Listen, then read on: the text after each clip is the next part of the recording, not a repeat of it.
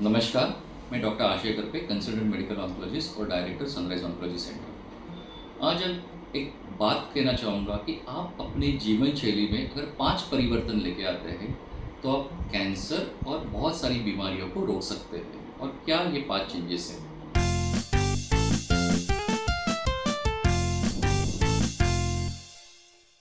सबसे महत्वपूर्ण जो आप खुद ही कंट्रोल कर सकते हैं वो है आपका वजन, यानी स्थूलता या ओबेसिटी।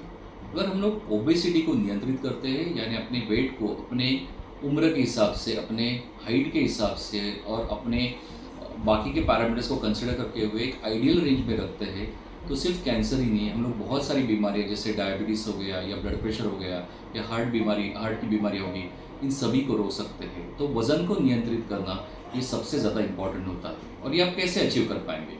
सो नंबर 1 है डाइट, यानी अपना खान पान। आपका खान पान अच्छा रहना काफ़ी ज़रूरी होता है।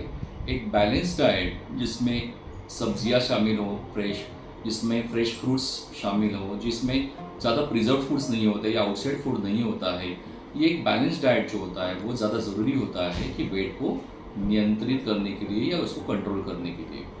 नंबर 2 पे आता है एक्सरसाइज, यानी व्यायाम। अगर आप किसी भी तरह का व्यायाम करते हो जिसमें चलना फिरना हो सकता है, भागना हो सकता है, स्विमिंग हो सकता है, साइकिलिंग हो सकता है, या कुछ एरोबिक एक्सरसाइजेस हो सकती है, या आप जिम ज्वाइन कर सकते हो, लेकिन नियमितता आवश्यक है। कम से कम 30 से 45 मिनट हर रोज़ 5 से 6 दिन हफ्ते में आप अगर व्यायाम करते हो तो डेफिनेटली आप वेट को भी कंट्रोल कर सकते हो और आपका स्टैमिना भी बढ़ा सकते हो, जिसके वजह से अगर आपकी जो जीवन शैली में एक डिफरेंस आता है जो हेल्थ पे भी रिफ्लेक्ट करेगा, तो ये सिर्फ कैंसर ही नहीं, बाकी की बीमारियों को भी रोकेगा। नंबर 3 पे जो इम्पोर्टेंट चीज़ है वो है अवॉइडिंग एडिक्शंस, मतलब जो बुरी आदतें हैं उनसे दूर रहना। इसमें है सिगरेट स्मोकिंग हो गया, या तंबाकू का सेवन हो गया, या अल्कोहल हो गया। तो इन सब चीज़ों से अगर आप दूर रहते हैं तो आप सिर्फ कैंसर ही नहीं, बाकी की बीमारियों से भी बच सकते हैं। क्योंकि साइंस ने भी ये प्रूव किया है कि इन सारी चीज़ों से कैंसर हो सकता है। तो अगर हम इन चीज़ों का सेवन नहीं करते हैं तो हम लोग कैंसर से बच सकते हैं। चौथा और महत्वपूर्ण चीज़ हो गया कि अवॉइडिंग स्ट्रेस और अच्छी स्लीप, यानी नींद का अच्छा होना ज़रूरी है। जो नींद होती है वो सबसे ज़्यादा इसलिए ज़रूरी होती है क्योंकि नींद के दौरान हमारे शरीर को जो नुकसान हो गया होता है दिन भर में, उसे रिपेयर किया जाता है। और स्ट्रेस अपनी बॉडी की इम्यूनिटी को कम करता है और बहुत सारी बीमारियों को निमंत्रण देता है। तो योगा, मेडिटेशन या कुछ डिस्ट्रेस एक्सरसाइजेस ये करना ज़रूरी होता है। और एक अच्छी नींद जो 6 से 8 घंटे हर रोज़ लेना ज़रूरी होता है।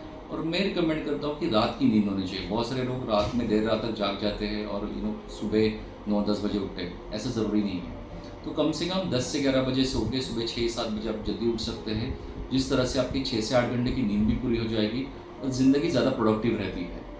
तो ये जीवन शैली में अगर आप बदल लेके आते हैं तो डेफिनेटली महत्वपूर्ण होते हैं। अब सबसे आखिरी जो जीवन शैली में बदलाव है वो एक रेगुलर चेकअप है, यानी तज्ञ डॉक्टर से रेगुलर मुलाकात।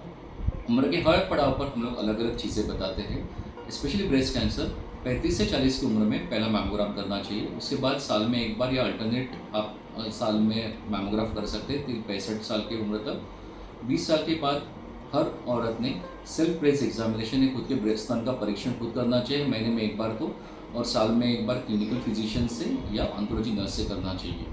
हम लोग पैप स्मीयर भी रिकमेंड करते हैं हर साल, शादी के बाद हर साल 3 साल तक, और अगर वो हेल्दी है तो हर 3 साल में 65 साल की उम्र तक। अगर आपको कोई भी लक्षण नज़र आते हैं जो आपको लगता है कि एब्नॉर्मल है, तो तुरंत तज्ञ डॉक्टर की सलाह लें। अगर ये 5 जीवन शैली में बदलाव आप पे लेके आ सकते हैं तो आप ब्रेस्ट कैंसर नहीं और भी बीमारियों से बच सकते हैं। धन्यवाद।